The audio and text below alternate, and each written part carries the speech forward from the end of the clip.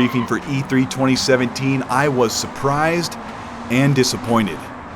Let me start by getting the obvious out of the way. I was really becoming convinced in the last 2 weeks before the reveal that Xbox One X would be $399.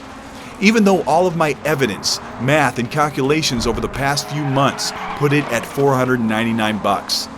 No matter how great games look on Xbox One X, that extra $100 is a deterrent to anyone looking at PS4 with a more popular install base and third-party support. A lot of gamers are trying to minimize the impact of multiplats compared on PS4 Pro and the Xbox One X. While Xbox One games were pixel counted at 900p, the PS4 version was 1080p, and that extra 31% resolution and extra 3 to 4 frames per second became a gospel that PS4 was the better console. Now we're looking at Xbox One X to have a 37.5% resolution advantage over the Pro, as well as better frame rates and effects. And all that is left is the features and the games. Microsoft showcased 40 games and 22 of them were exclusives. Exclusive to Windows 10 and Xbox with timed exclusives.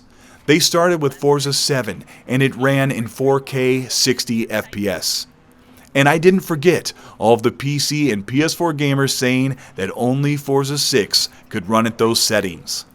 Not only is Forza 7 running at 4 times the resolution, it's doing it at 60 FPS with graphics that put GT Sport to shame.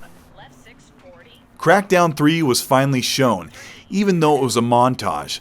Apparently, Blizzard couldn't show love to Terry Crews in Overwatch, so Microsoft did it in Crackdown 3. Sumo Digital is developing this title, and they are the studio behind Little Big Planet 3 and the studio that's supposed to be working on Dead Island 2. Crackdown will play at 4K 30, which isn't a surprise since I've been saying for months, don't expect 4K 60 on open world games. But Crackdown will run at whatever you attempt on PC, and even better, a Play Anywhere title. So you buy it once and you play it on Xbox and any Windows 10 device. And don't dismiss Crackdown, because once you start collecting agility orbs and leaping from building to building, you're going to have to worry about addiction. Sumo Digital will be showcasing campaign gameplay this week. Monolith Studios showed us some more of Shadow of War gameplay, and this game is more colorful and varied than the excellent Shadow of Mordor. This game, as well as every other single game on stage, were showcased in true 4K. Microsoft used the words "enhanced on Xbox One X" to show full support for the launch of the new console. Shadow of War is a multiplat game, but it will run and look better on Xbox One X. But for the Xbox gamers that played at 900p for 4 years, the visuals on Xbox One X are going to blow your pants.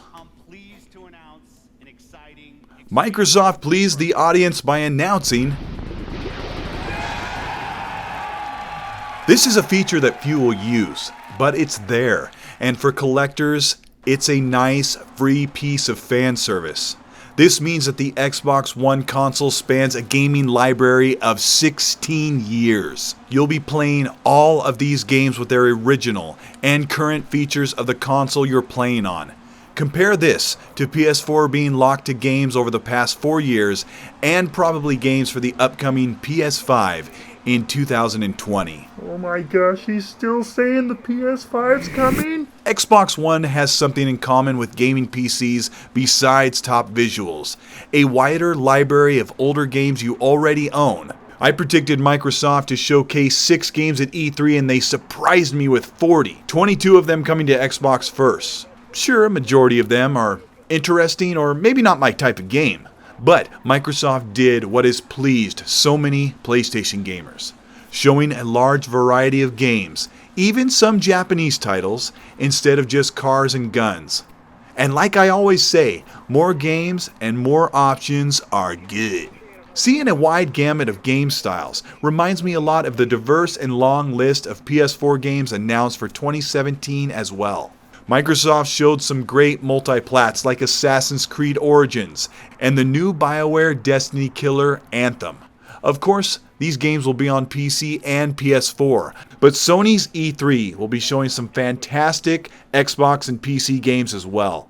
Oh, and if you have a problem with Microsoft releasing their games on PC as well, remember that 6 of the 14 games coming up for PlayStation 4 are also releasing on PC. The Xbox briefing showed a lot of games during the conference, and it was in quick pace of gameplay.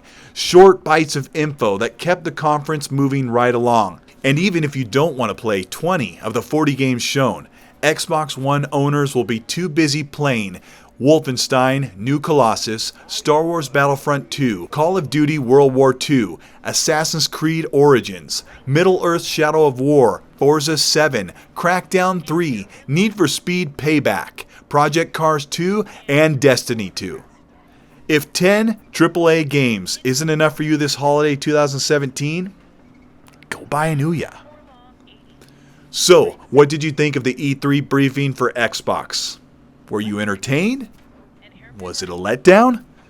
Not enough new IPs? Are you getting an Xbox One X?